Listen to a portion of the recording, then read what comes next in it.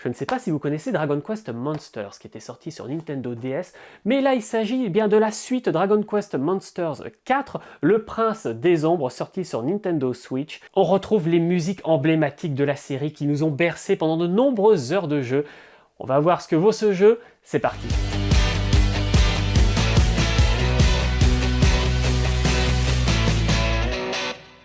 Le premier opus était sorti sur Nintendo DS en 2008, d'ailleurs je l'avais, voilà, c'était un très bon jeu, très sympathique, et je sais que dans l'équipe de NTV, ils sont plusieurs à avoir aimé, en tout cas un c'est sûr, sans aucun doute. Le monde est joli, voilà, c'est sympathique, c'est graphique, c'est toujours le même, c'est Monsieur Toriyama, donc pour ceux qui l'ignorent, c'est le monsieur à qui on doit entre autres la série des Dragon Ball, donc forcément graphiquement on reconnaît voilà, le style, la patte qui est toujours présente. Alors ce que moi j'apprécie, c'est qu'il y a des saisons qui défilent, donc on a les 4 saisons de notre calendrier classique. Élément intéressant, à chaque saison, alors déjà la faune change, c'est-à-dire que les monstres qu'on va pouvoir rencontrer dans la même zone ne seront pas les mêmes, et surtout ça nous permet des actions différentes. Là on voit qu'on est au printemps, donc on a les jolis cerisiers en fleurs. On voit là une espèce de disque en haut à droite de l'écran qui représente les saisons. Voilà, une saison ça dure 1 heure à peu près. Le printemps c'est les jolies couleurs. L'été on a des lianes qui poussent un petit peu partout et qui vont nous permettre ainsi de grapper à différents endroits et d'atteindre des zones qui normalement sont inaccessibles. L'automne on a des petits tas de feuilles un peu partout qui dissimulent des petits trésors ou des monstres qui nous font des petits guet-apens de ci de là. De manière à rendre le truc un peu plus pimenté comme on aime. Et en hiver, les lacs et les rivières se gèlent, et on va pouvoir ainsi accéder à des grottes ou à des zones là aussi auxquelles on n'avait pas accès. Donc, on est vraiment invité avec ce jeu à parcourir l'environnement et à le faire à chaque saison. Tous les jeux Dragon Quest sont intrinsèquement très liés. Et là on retrouve des personnages, on retrouve des intrigues qui sont liées à différents opus des RPG Dragon Quest.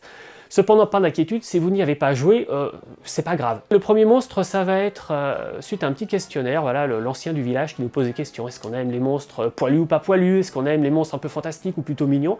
Et ça va nous proposer un monstre en conséquence. Donc moi j'ai eu le petit ornithorynque tout mignon, celui-là, qui utilise crève-cœur sur les slimes. Je peux choisir, soit à chaque combat il va attaquer, soit il va plutôt se mettre en mode défense, soit il va plutôt être en mode crève-cœur, c'est-à-dire qu'il inflige des dégâts automatiquement de manière assez puissante. On va essayer d'impressionner le monstre ennemi, et si il est suffisamment impressionné, eh bien il va accepter de nous rejoindre. Par contre, si jamais on ne l'a pas suffisamment impressionné, alors là il va être plutôt vénère, il va nous attaquer en étant un peu plus puissant. Donc là le petit lapin, voilà, je l'ai déjà, mon lapicorne.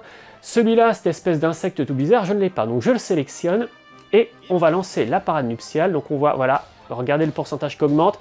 Mes 4 monstres ont suffisamment de charisme pour atteindre un pourcentage de 93,6%.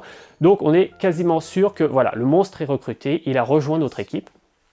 Alors on peut choisir son nom, mon Furibombix, moi ça me plaît bien, donc on le conserve celui-là. Et vous ne pouvez avoir que 4 monstres avec vous pendant les combats, et 4 monstres de réserve. Donc tous les monstres supplémentaires, c'est-à-dire au-delà des 8 monstres qui sont capturés, sont envoyés automatiquement dans une zone de stockage au sein du village, ce qui vous permet ainsi de les récupérer. Alors ça c'est la carte, voilà, donc là c'est pour l'instant ce que j'ai découvert, et avec possibilité de se téléporter, pour aller à des points différents de la carte plus rapidement. Et c'est la touche X, voilà, pour aller voir mes petits monstres. Il a 12 points de talent pour l'instant, que je n'ai pas encore utilisé. Donc je peux utiliser soit pour des sorts, soit pour qu'ils deviennent plus puissants. Donc là on va prendre des sorts par exemple. On voit que le premier sort il nécessite 3 points. Donc j'en ai utilisé 3.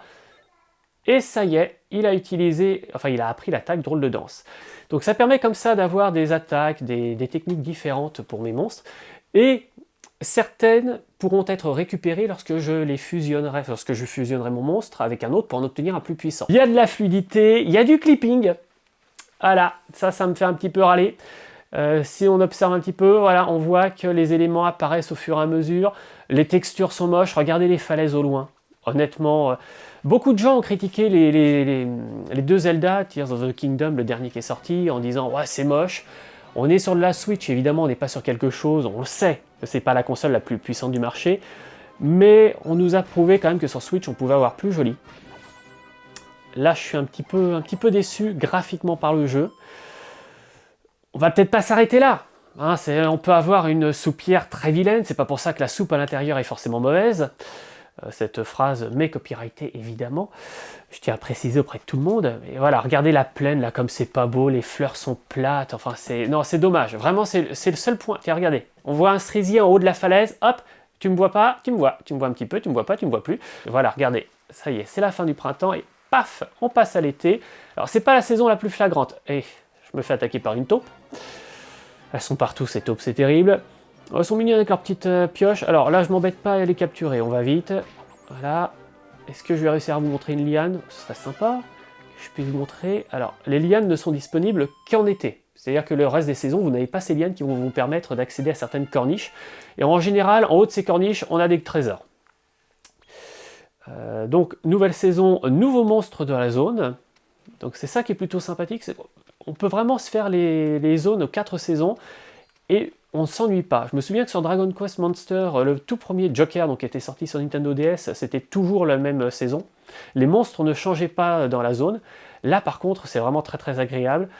Bon là je suis dans une zone rocheuse, est-ce que je vais réussir à avoir... Regardez l'eau, regardez cette eau comme elle est... Oh c'est beau hein. Oh là là, waouh. Sarcasme forever. Mais voilà, faut pas s'arrêter au graphique. Clairement, c'est le style de jeu. Ce serait dommage de juste se dire oh, c'est moche, j'y joue pas. Il y a des vieux jeux qui sont pas beaux et qui pourtant sont une expérience et une claque phénoménale. Là, je pense qu'il faut vraiment se laisser porter par l'aventure. Voilà, la capture des monstres est sympa et je vais pas avoir de liane. Tant pis. Mais vous savez quoi, on va s'arrêter sur cette magnifique vue de cette cascade qui s'écoule de ces montagnes vaseuses et plus ou moins floues. Pour, bien voilà, tout simplement finir notre émission sur une note positive. C'est un bon jeu, sincèrement. On aurait pu s'attendre à mieux graphiquement, mais l'ivresse est là.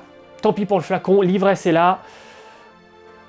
Foncez, foncez. Vraiment, c'est un très très bon jeu, une très belle aventure, et au moins faites la version démo pour vous faire une première expérience.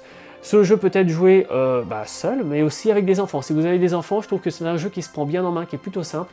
Voilà, c'est le parent qui doit lire à l'enfant à côté, mais ça peut être une expérience sympa à vivre. C'est bientôt Noël, donc j'ai envie de vous dire, petit conseil peut-être au pied du sapin. Voilà, un de plus, allez.